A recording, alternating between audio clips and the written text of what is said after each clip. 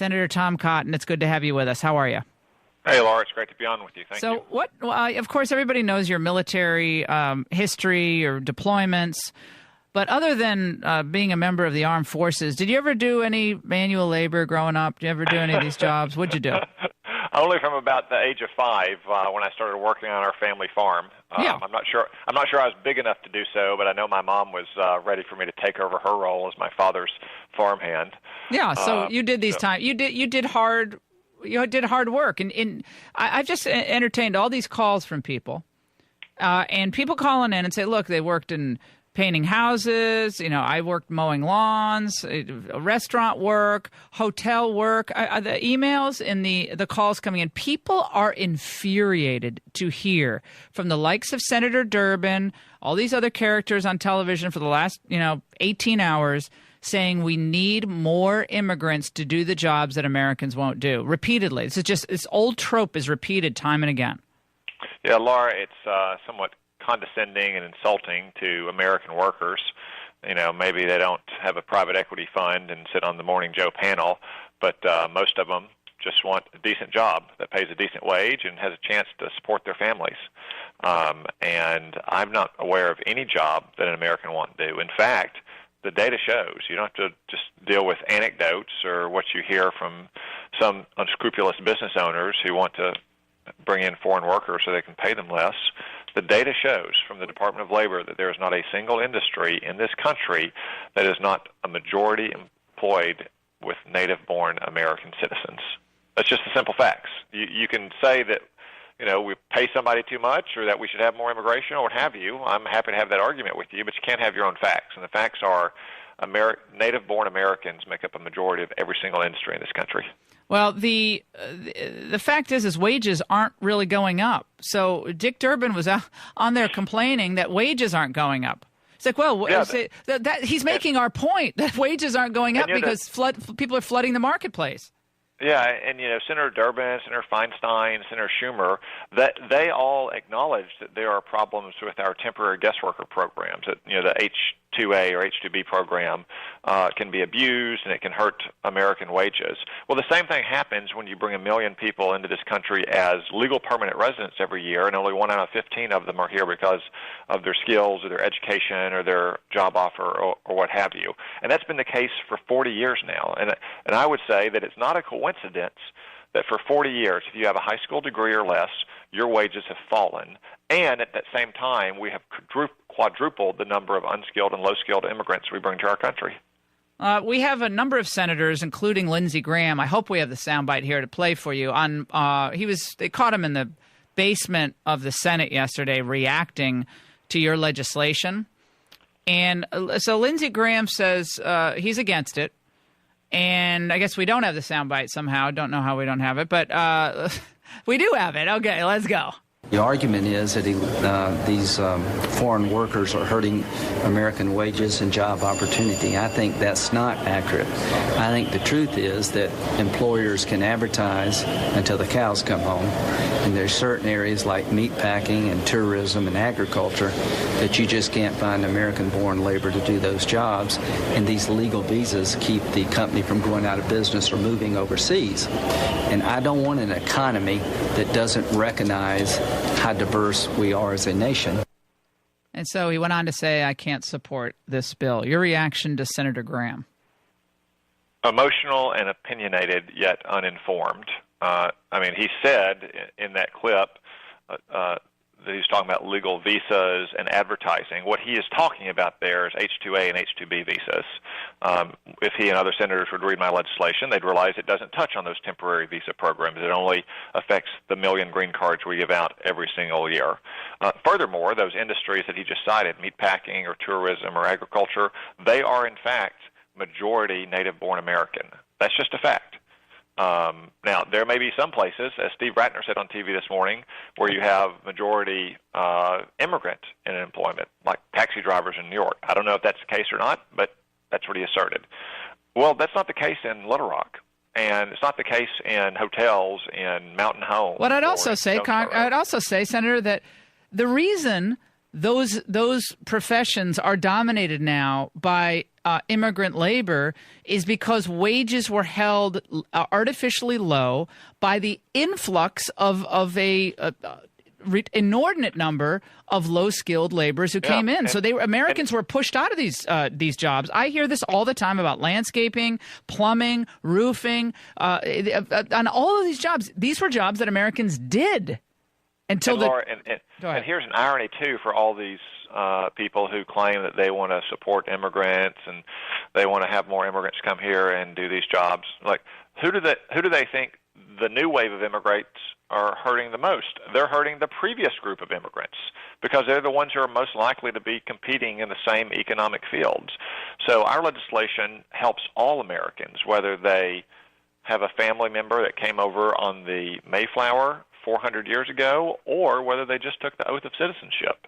There is no American of any background, of any ethnicity, who will not be benefited by our legislation if they are the kinds of people who, unlike the people that sit on the Morning Joe panel, don't take a shower before they go to work. They take a shower when they get back from work. Yeah, exactly. We're talking to Senator Tom Cotton here on the Laura Ingraham Show. Senator Flake has been flogging this book on the TV shows, and I predicted that it's only a matter of time before he leaves the Republican Party. He seems very unhappy, and he's really hearkening back to the old kind of globalist, George W. Bush era of Republican politics, which was rejected by the voters. I mean, that if Bushism was the winning philosophy for the Republican Party, Jeb Bush would be the nominee right now. He would have won his home state. And Marco Rubio would have won his home state if Bush didn't. But Flake is out there. He wants more immigrants. He wants more more trade. Let's listen. I'm very concerned about where the party is going and the anti-immigration fervor. That's not the place the Republican Party wants to be in the future if we're going to be an inclusive party that speaks to a broader audience. What's your reaction to him on this? The Congress has tried and failed 3 times in the last 11 years to pass sweeping, comprehensive, amnesty-first immigration legislation in 2006 and 2007, and most recently and notably in 2013, the famous Gang of Eight bill. I would point out that 2 members of the Gang of Eight ran for president in 2016, and between them, they didn't win a single statewide primary, yet Donald Trump didn't just win the nomination, he won the presidency. So you would think that the people in our party who have advocated for mass immigration and for amnesty first would take stock of what happened in our election last year and realize that they are selling something that not many of our voters want. Now, there seems to be almost no reflection or moment of consideration. It's almost like November 8th never happened. November 9th never happened. Yeah, and remember that immigration wasn't an ancillary or minor issue in the campaign. Immigration was the single issue on which Donald Trump most distinguished himself, not just from Hillary Clinton, but from those other 16 Republicans. I mean, you really should pause and take stock of why that is the case. And you don't have to take stock very long. Just look at the public opinion polls. Vast majorities of Americans want immigration levels either held the same or reduced. Very, very small numbers of Americans, fewer than 20% in many polls, want to see immigration increased the way that atrocious 2013 bill would have done. Well, and I think the voters did speak, and what Stephen Miller said yesterday I think is right. This legislation, it forces their hand. They're going to have to defend the status quo that has kept wages low. All they have is an emotional response. It's racist, it's anti-immigrant, it's restrictionist, it's xenophobic. You're making people, learn English when that's nativist. I mean, they have only emotional arguments. They don't. And this is why I say that many of the people who've spoken about this bill in opposition in the last 24 hours are emotional and opinionated, yet uninformed. English-speaking ability, for instance, is just one of 6 categories in which you can score points. So you don't have to be a perfect English speaker. You don't even have to know much English if, for instance, you have a PhD in computer science. and you're in your mid-20s. Or if you have achieved, some great success in life.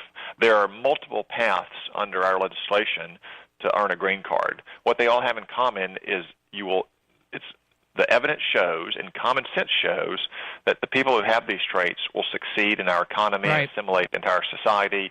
They will pay taxes.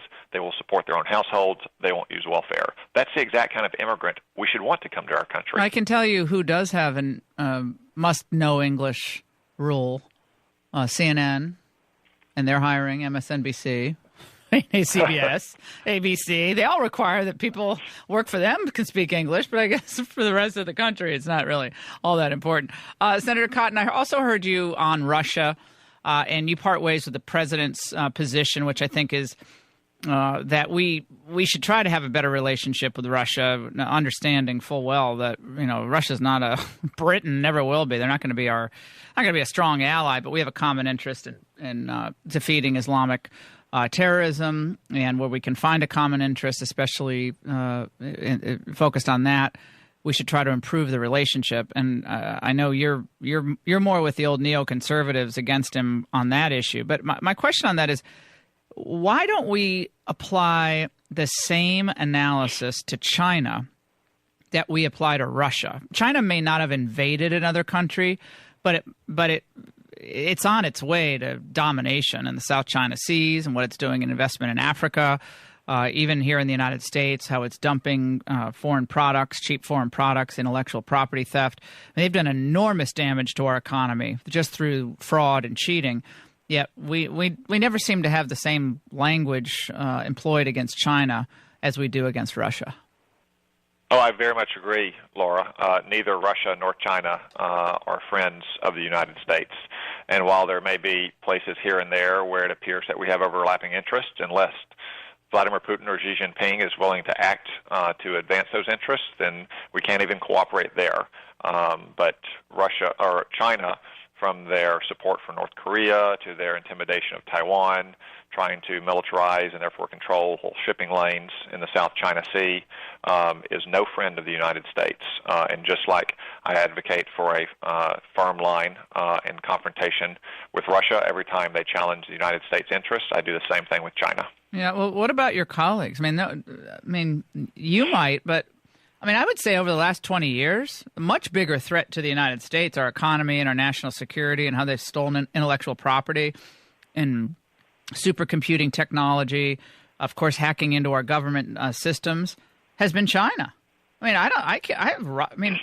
Russia's obviously not is an adversary of ours, but China is I think the CIA director is right. They're our biggest threat right now as far as other nations. China is gaining in power. We shouldn't make Russia and Vladimir Putin out to be 10 feet tall. His economy is smaller than the economy of California and of Texas and of New York, and it's still facing great stress. China is going to continue to gain power. So that is a very reasonable perspective. We should see them both with clear eyes. And before we let you go, is McConnell safe as Senate Majority Leader, given the fact there are no really big, significant legislative wins? Well, I was very disappointed in the health care defeat last week, but ultimately that was not Mitch McConnell failure. That was the resistance of a dozen senators who campaigned on repealing Obamacare and apparently never really thought it through or didn't really mean it. Yeah, well, we really appreciate it. Loved the beginning of this real reboot on immigration in the RAISE Act. Senator Tom Cotton, thank you so much. The Laura Ingraham Show.